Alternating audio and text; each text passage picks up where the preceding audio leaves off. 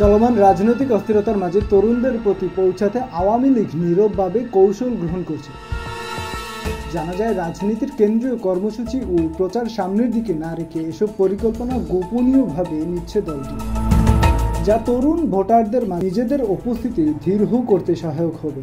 নগর কনটেক্সটে গুরুত্ব দেওয়া হচ্ছে এই নতুন লক্ষ্যকে।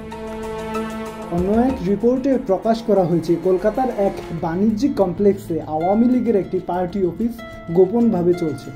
অফিসে কোনো ব্যানার, সাইনবোর্ড বা নেতাদের প্রতিকৃতি নেই, সতর্ক সহিত গোপন রাখা হয়েছে। এক নেতার বরাত দিয়ে জানানো হয়, ভারতের স্বরাষ্ট্র মন্ত্রণালয়ের অনুমতি ছাড়া এমন কার্যক্রম সম্ভব নয়। এমন পরিস্থিতিতে স্বচ্ছতা ও রাজনৈতিক মুক্তি নিশ্চিত করতে সবার প্রতি আহ্বান জানাচ্ছে রাজনৈতিক বিশ্লেষকরা, বিশেষ করে তরুণ প্রজন্ম। তারা বলছে, তরুণদের কাছে পৌঁছানো শুধু প্রচার নয়, বরং ভবিষ্যতের গণতন্ত্রের ভিত্তি রচনা।